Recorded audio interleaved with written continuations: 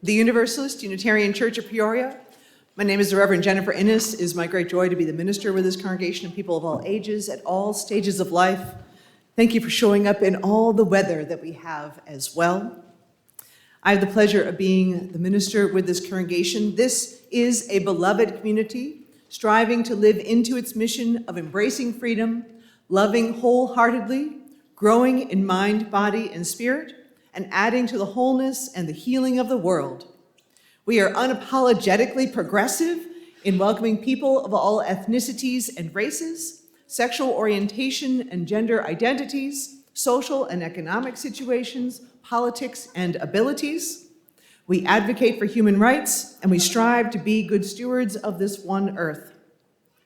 In living our mission, we recognize the network of relationships of which we are a part.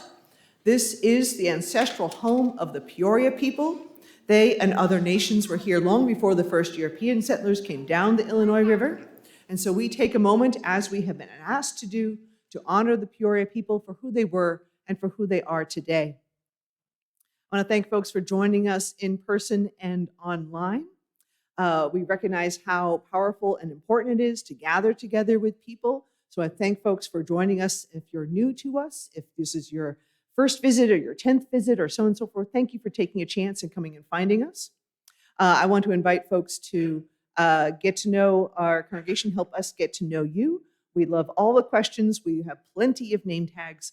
I also want to invite folks to stay after service and join us for a coffee and conversation in Fellowship Hall. And also, if you're joining us on Zoom, we have a little chance for conversation there as well. And let me invite folks to take a moment to turn and check all of your respective devices to see that they are in worship mode, head, shoulders, knees, toes, as they are today. And I have a few notes. First, I want to welcome our wonderful guest for the pulpit, Natasha Walker. Let me welcome her. Woo.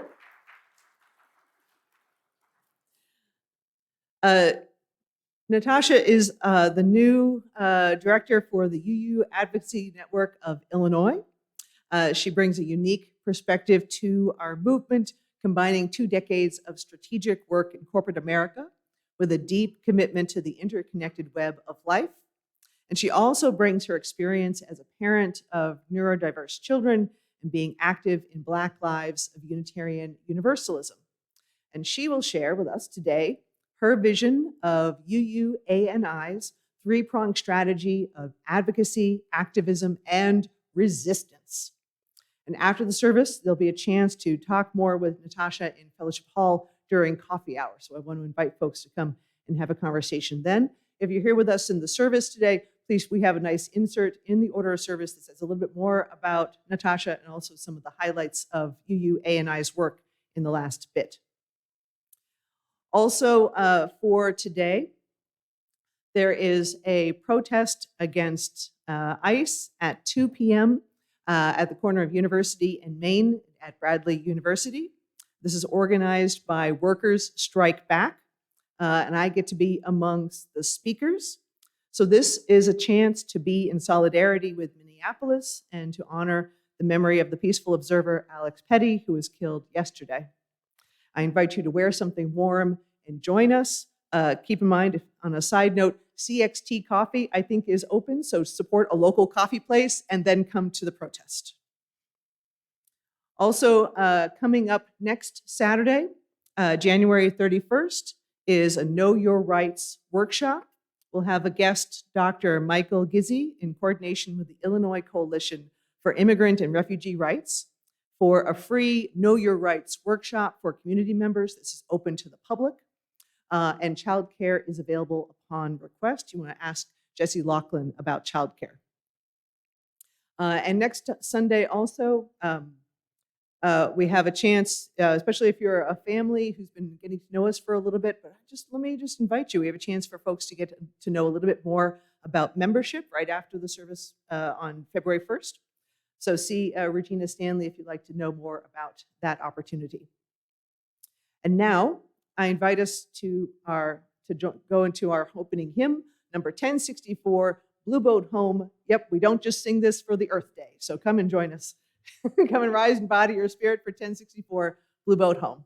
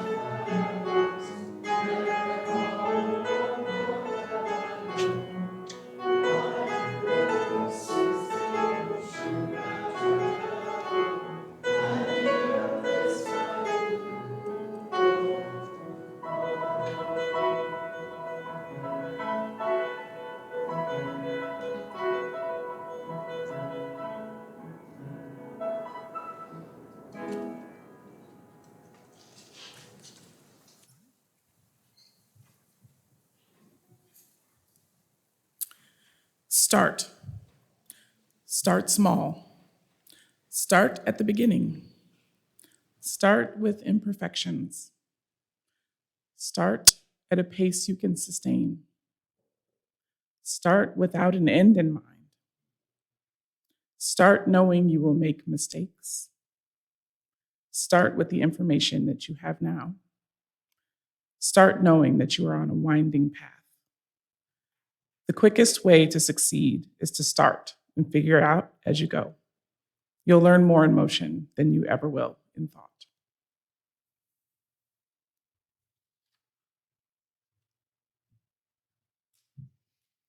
And I'd like to invite the Tito family forward for our chalice lighting.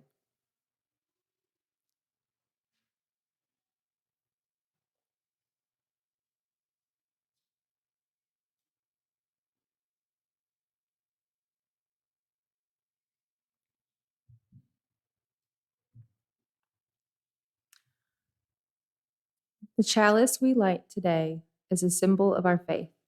It binds us together as one people, a reminder that our strength is in our shared hope for the world, and that our common work is the creation of beloved community among ourselves and in the world.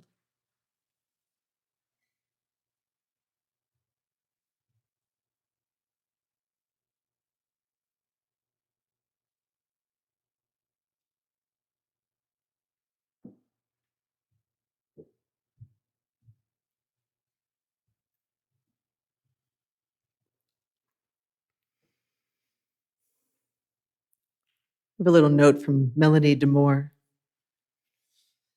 Shine on me, oh, shine on me. Let the light from the lighthouse shine on me. Shine on me, oh, shine on me. Let the light from the lighthouse shine on me. During our music for meditation, all are welcome to come forward for a chance to light candles and make a small light that acknowledges what is with you and within you.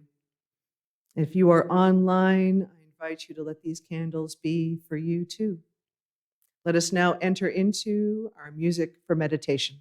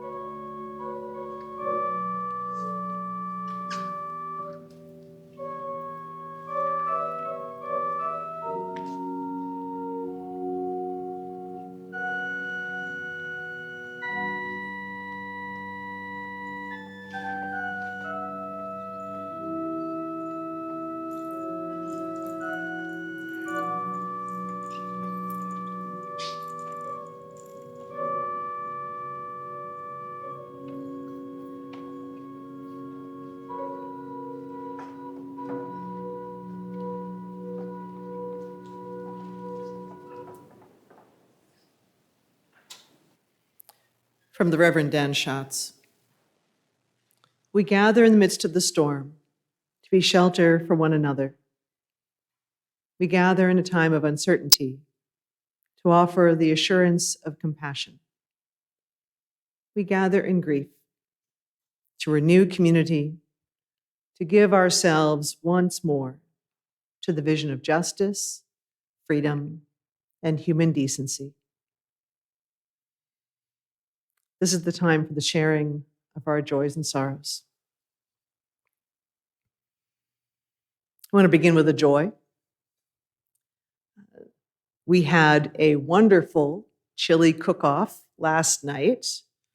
There was so much to enjoy, so much chili, and excellent karaoke from all ages. I want to thank Tim Harold for coordinating the event and to everyone who cooked and helped in the midst of heartbreaking moments. We also need to feed one another and to care for one another and to sing out a little bit too. And that was last night. So thank you.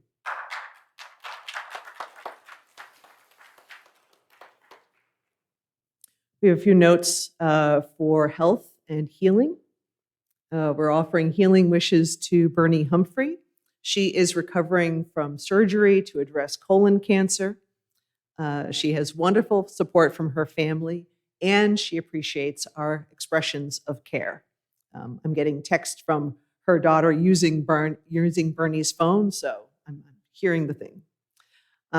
We also want to send good wishes for Regina Stanley's mom. She is receiving hip surgery on Tuesday. And to Regina's granddaughter. Did you know Regina has a granddaughter? 2! You have 2! Oh my gosh. I can't believe it. All right. But Regina's granddaughter, one of them, is having surgery on Thursday to address a cleft palate. So we send healing wishes to all of Regina's family and all those who are caring for those who are receiving surgery too.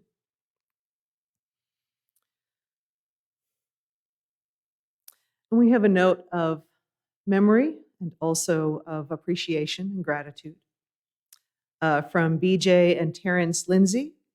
They are honoring the memory of their son, Owen Lindsay, and marking his birthday January 26th. So his birthday would be tomorrow.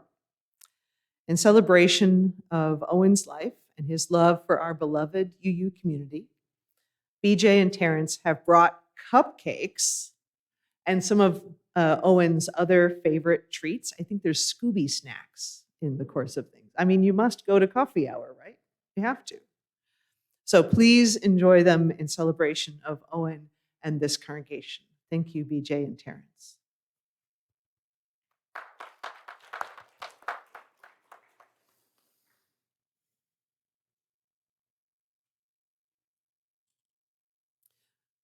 So I turn to our larger world for a moment.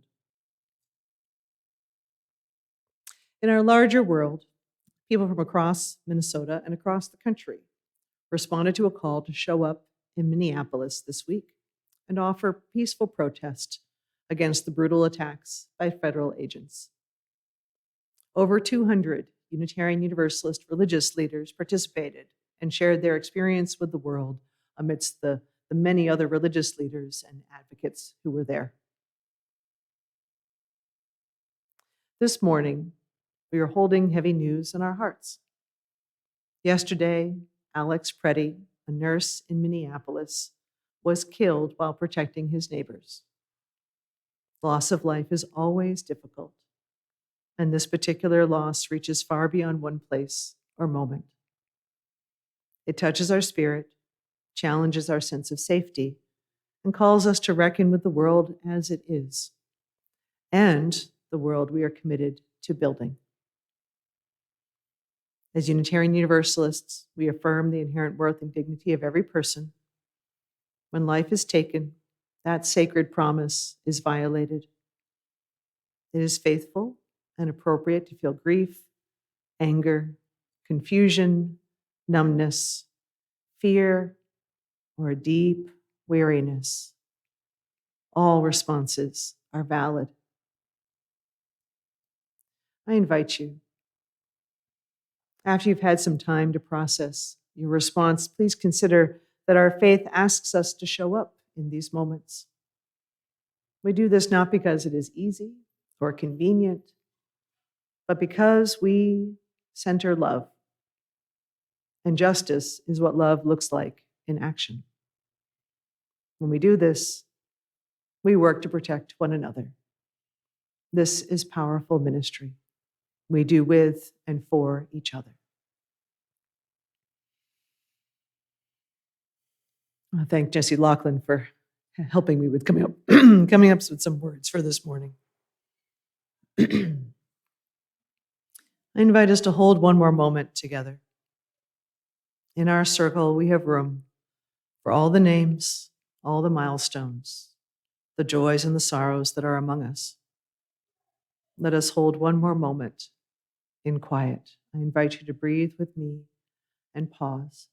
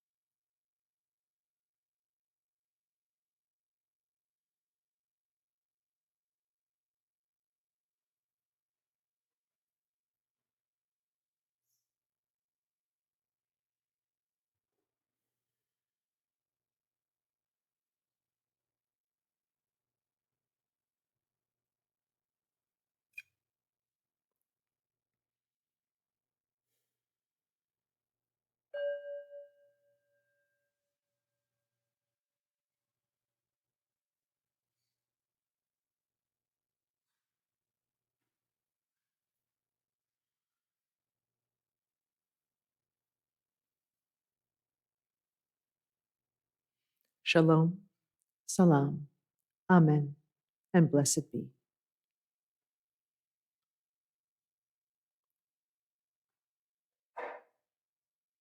And now I invite Natasha forward for our story.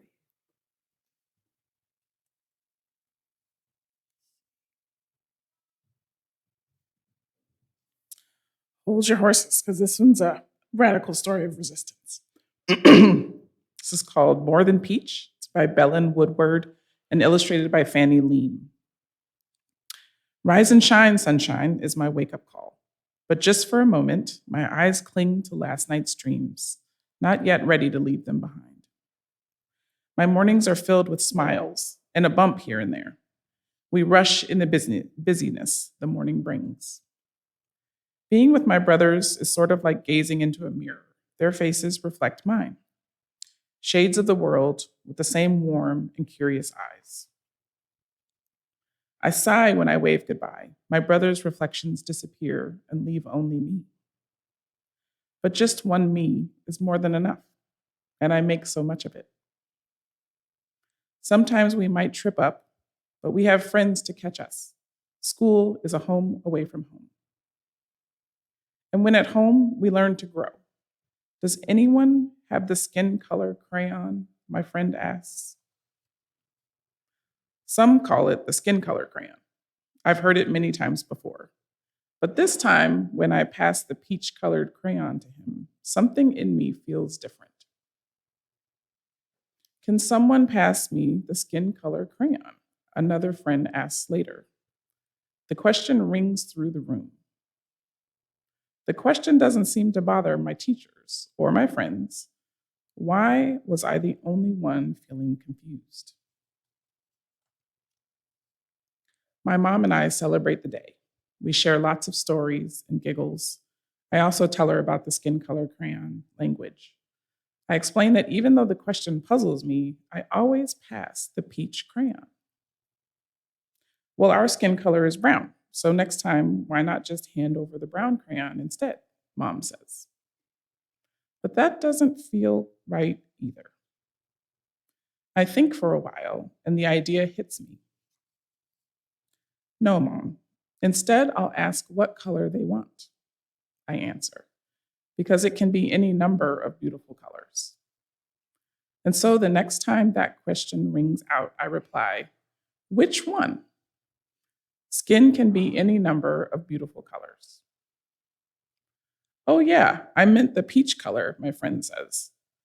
Suddenly, I realized that if this friend could understand, maybe my other friends could too. Again and again, I get asked the same question. Again and again, I reply the same way. Gently, knowingly, trying to change the language. Until I finally hear an echo, my teacher replies just the way that I did. Of course, she says, what color crayon would you like? Because skin tones can be any number of beautiful colors. I had been the spark, and now my whole classroom is lit up. It's so important that your space is brilliant, just like you. Soon the new language rippled through the school. If I can make such a big change here, I can also make it happen at other schools. I put my idea to paper, and my family helps me plan. Growing isn't always easy. Change is a team effort. And the bigger your team, the faster change happens. I lead the way and ask my friends, school, and whole community for help. All around the world, the language is changing. Minds are growing, and we will keep going until the world knows we're more, much more than peach. We are each. Together, we can show the world the power of kidhood, one crayon at a time.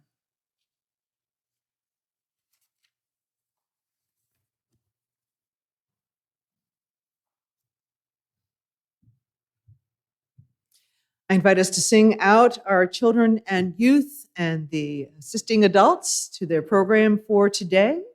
We sing Go Now in Peace.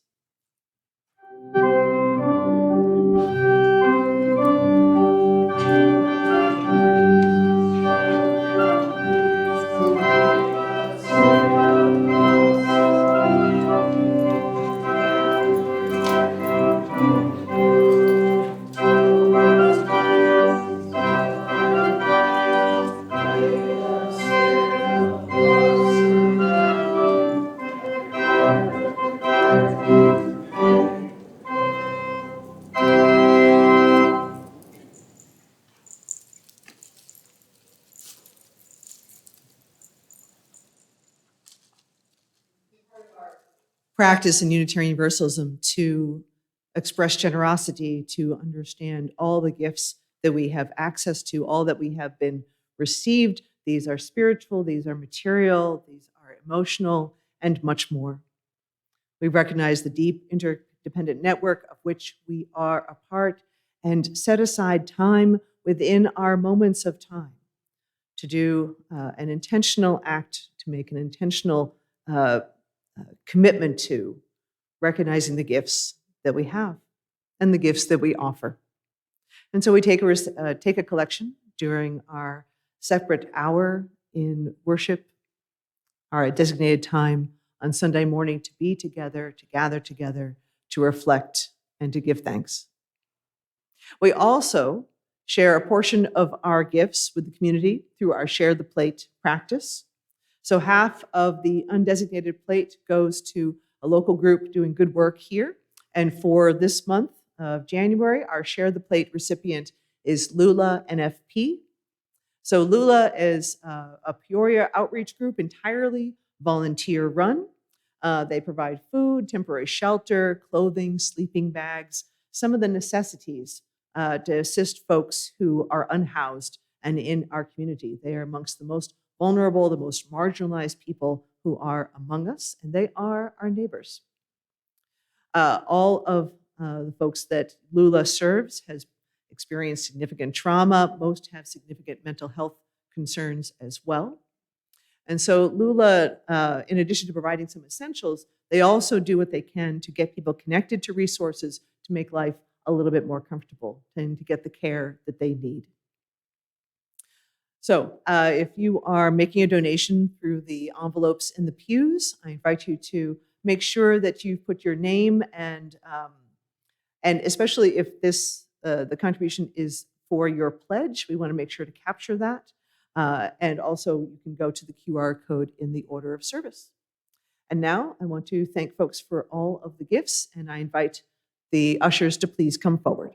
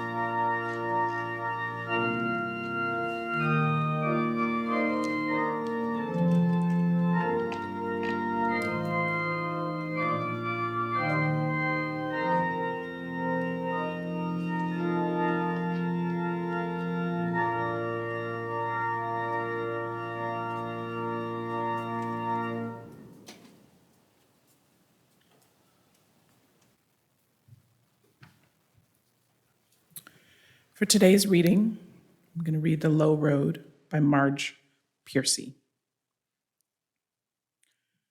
What can they do to you? Whatever they want. They can set you up. They can bust you. They can break your fingers. They can burn your brain with electricity, blur you with drugs till you can't walk, can't remember. They can take your child, wall up your lover. They can do anything you can't stop them from doing. How can you stop them? Alone, you can fight. You can refuse. You can take what revenge you can, but they roll over you. But two people fighting back to back can cut through a mob. A snake dancing file can break a cordon. An army can meet an army. Two people can keep each other sane, can give support, conviction, love, massage, hope, sex. Three people are a delegation, a committee, a wedge. With four, you can play bridge and start an organization. With six, you can rent a whole house, eat pie for dinner with no seconds, and hold a fundraising party. A dozen make a demonstration. 100 fill a hall. 1,000 have solidarity with your own newsletter. 10,000 power in your own paper. 100,000 your own media. 10 million your own country. It goes on one at a time. It starts when you care to act. It starts when you do it again, and they said no. It starts when you say we and know who you mean, and each day you mean one more.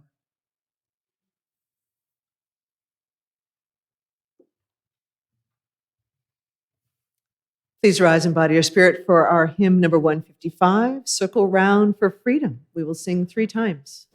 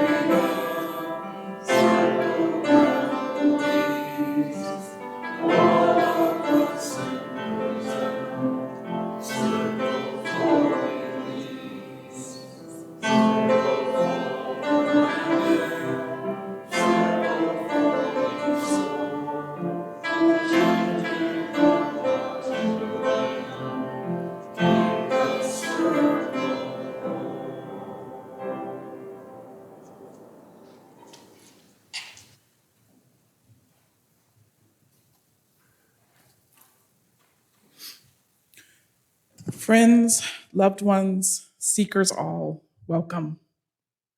It is an honor and a true privilege to stand before you today, both as a fellow Unitarian Universalist and as the new Executive Director of the Unitarian Universalist Advocacy Network of Illinois. I spent the morning admiring your beautiful space here in Peoria, and let's be honest, trying to navigate the light snow dusting. But I'm here now, and I'm so glad you are too. How many of us have experienced the deep, quiet pull, the internal voice that tells us that something is deeply right or profoundly wrong? We Unitarian Universalists know this voice well. We call it conscience. It is the compass that we carry, calibrated by our faith, our values, and our shared experiences. Our tradition is not built on mandatory dogma or the rigid walls of a creed, but on the brave moral imperative to live out the convictions of that inner voice. This morning, we are gathered to celebrate the vital connection between that personal conscience and our collective action. Because a lone conscience, however powerful, however righteous, cannot dismantle systemic injustice. A single light can illuminate a room, but it takes a network of lights to push past the darkness of an entire state. For that, we need a network of conscience, a coordinated strategic movement powered by love. The indigenous tribes of the Amazon have a popular fable that teaches about the web of life. A butterfly flapping its wings in the jungle stirs the wind that creates many more small wind currents that divide and multiply and ultimately manifest into a hurricane on the other side of the world a few days later. The teaching is that all is connected, and our daily actions are inextricably braided into everything else in ways that we may never fully comprehend in the present moment. Our local act of conscience, the letter you write, the vote you cast, the neighbor that you feed, are those flapping butterfly wings. Now let's turn that wind into the hurricane of change. Can we first acknowledge the storm we are in right now? We cannot talk about practicing resistance this month without acknowledging the air that we are breathing. And friends, it is heavy. We come to this sanctuary carrying the news from Minneapolis, yet another heart-wrenching murder of a protester, a person standing in the gap for justice. We carry the horror of a little boy in a bunny hat and a Spider-Man backpack, taken from his family by forces that have forgotten how to see the divine in a child's face. It's the kind of news that makes you want to pull the covers over your head and stay in bed until, say, 2029. It's the kind of news that makes the butterfly wings feel fragile, almost foolish in the face of such monstrous cruelty. When you see a life extinguished in the very act of resistance, it is natural for our spirits to feel a profound weariness. It is natural to feel powerless against such terrifying forces of dehumanization. It is natural to feel like that butterfly in the Amazon didn't just stir the wind, but got caught up in a high-powered ceiling fan. But resistance is a practice. It's not a one-time surge of adrenaline. It's a spiritual muscle. And like any muscle, it gets tired, it cramps, it demands rest. But also, like any muscle, it grows stronger when it's used in community. Resistance is not a solo sport. And if you try to carry the weight of the world on your own shoulders, you will break. But if we build a bridge together, the weight is distributed until the burden becomes light. We are heartened and reminded of this very embodiment of our values by the national movement of clergy and faith leaders literally showing up in Minneapolis to meet this moment. Think about that. 1 week to plan, dozens of faith traditions, a daunting winter setting that would make even the most hardy Illinoisan think twice. And hundreds showed up anyway. They didn't show up because they had the same theology. They showed up because they had the same conscience. The individual differences, the geographic lines, the colors of the flags, the wordsmithing details of their respective creeds fell away in favor of standing together for the greater good. Many voices amplified by singing together. That is the power of a network. When the world tries to drown us out with the noise of hate, we don't just shout louder, we sing in harmony. This is where the Unitarian Universalist Advocacy Network of Illinois comes in. For many of us, social justice means the incredible work you do right here in Peoria. The food drive, the local vigil, the community partnership that keeps a family in their home. That local energy is the engine of our faith. It is the V8 of our Unitarian Universalist identity. But if your local work is the engine, UUNI is the transmission. Now, I'm not a mechanic, but I've spent enough time in corporate boardrooms to know when someone's trying to sell me a lemon. As anyone who's ever owned a high mileage car knows, you can have a powerful engine, a shiny coat of paint, and a coexist bumper sticker, but if the transmission is slipping, you aren't going anywhere. What exactly does UUNI do? We function as your voice and your organizing arm at the state level. We are the mechanism that takes the raw power generated in Peoria, in Rockford, in Carbondale, and in Chicago, and shifts it into the right gear to move the heavy machinery of state government. We connect our 34 Illinois congregations so that when a bill on reproductive rights, climate change, or housing policy comes up, we speak with a coordinated, powerful, and Unitarian Universalist moral authority. We make sure the butterfly wings of Peoria are beating in sync with the wings in Urbana. We translate our principles into policy. UUNI monitors legislation so you don't have to read 400-page bills at 11 p.m. on a Tuesday. We organize rallies, we lobby lawmakers, and we ensure that our commitment to justice extends beyond these beautiful sanctuary walls and into the halls of government where life and death decisions are made every single day. We are your commitment to scale. We transform a single voice into a spiritual chorus that politicians cannot ignore. We make sure that when you say justice, the folks in Springfield hear accountability. And we want to improve. We want to hear what you are passionate about, what needs we are serving, and just as importantly, which ones we are not.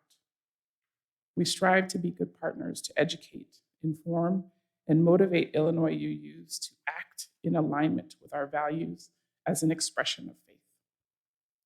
Because faith without works is just a very nice Sunday morning hobby. My role is to bring the mind to match our collective hearts and our helping hands. To lead this vital work, I come with both a deep spiritual grounding and a technical discipline. I spent 2 decades at global organizations like Google and the Walt Disney Company. And yes, I've gone from the happiest place on earth to the Illinois State House. Some might say that's a lateral move in terms of costuming and performance, but the stakes are a bit higher. I spent years in boardrooms mastering strategy, operations, and efficiency. I know how to take complex, messy, unsolvable problems and design elegant, sustainable solutions. I'm here to make sure that every ounce of your passion, every minute of your time, and every dollar you donate can have maximum impact. I've seen what makes work effective, and I've seen what makes it heart work. But I also come to this role as a Black woman, an 80s latchkey kid, and a single mother. I was raised on the Navajo reservation, where poverty was not a concept, but a neighbor, and where the capacity to dream was often a luxury people couldn't afford. I understood early that seeing yourself and your circumstances improving is a key component of seeing possibility in the world. If you can't see a path out, you stop walking. UUNI's job is to build that path. A theme of my life has been the persistence of imagination. I don't often have the cushion of support in messaging and representation. I have been called over and over to step into spaces that don't have my perspective or my life experience or my year-round golden tan. Envisioning this world as it could be is what so many of us have learned to do because the alternative, the world as it is just too overwhelming to face without a vision.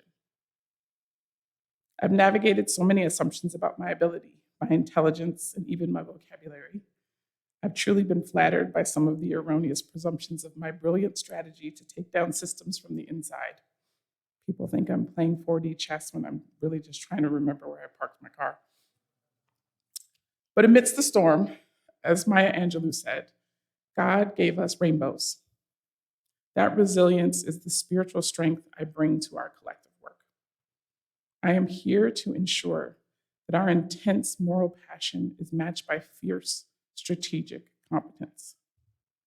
Because in Peoria and in Chicago and in Minneapolis, we don't just need to resist, we need to win.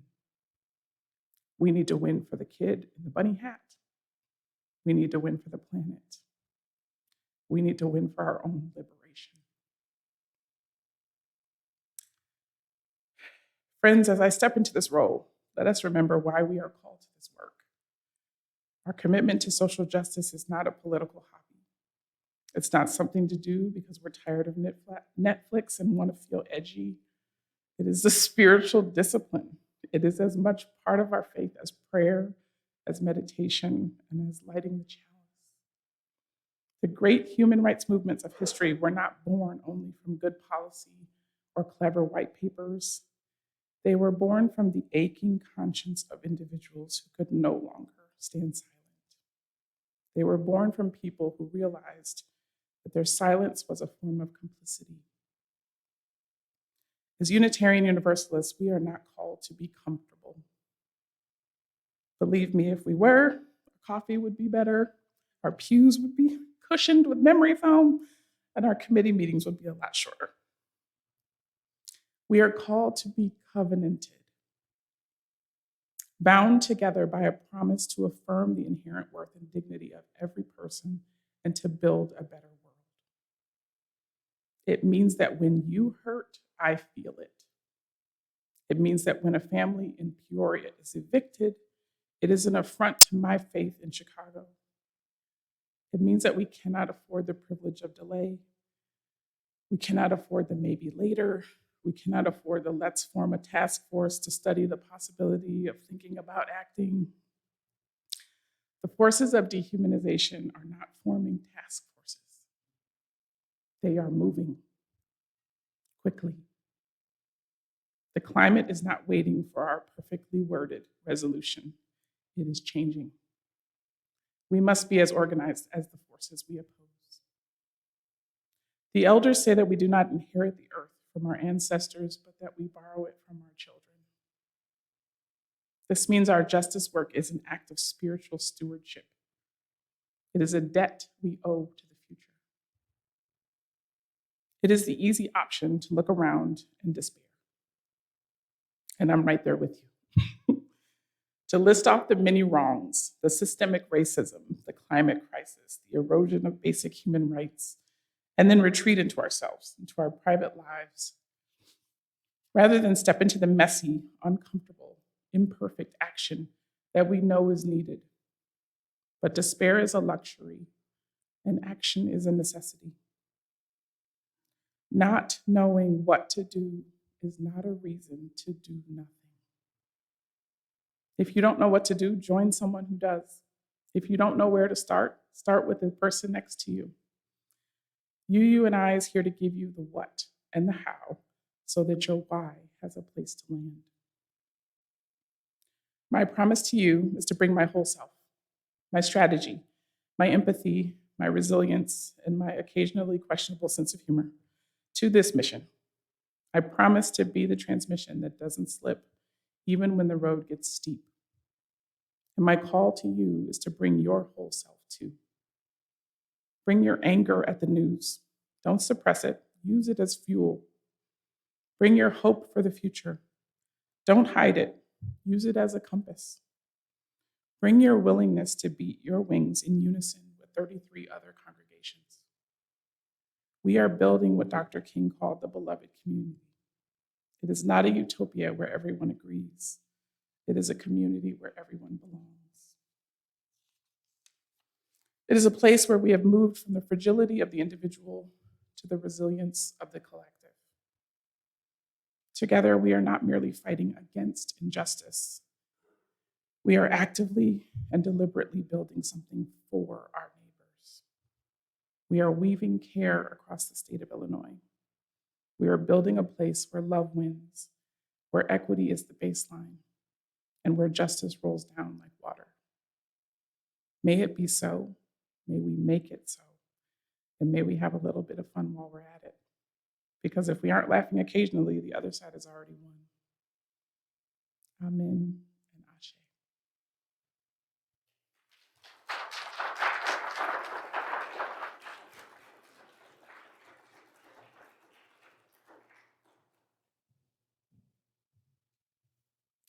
I invite you to rise and join me for our closing hymn, number 1017 in the Teal hymnal, Building a New Way.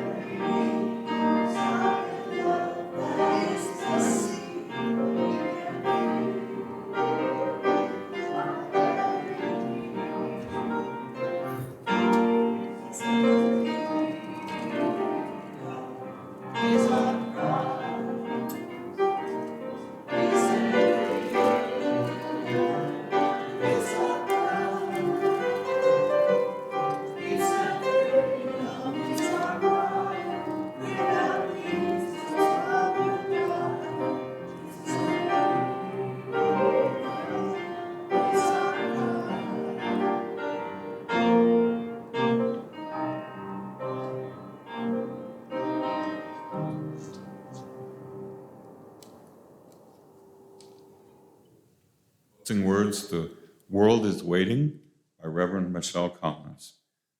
The flame is extinguished. Whoops, I didn't extinguish it yet. But we know that courage doesn't live in a chalice.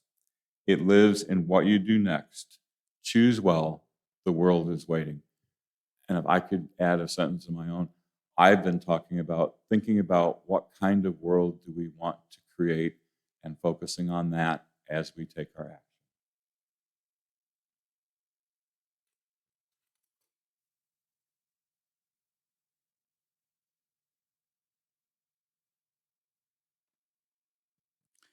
To close, Lessons in Trying to Save the World by Nikita Gill. If you name it hope instead of impossible, if you hold it with tenderness, if you call it the blessing of your ancestors, if you look around and see the faces of everyone you love trying to save the world with you, then this work becomes love and even mountains will move.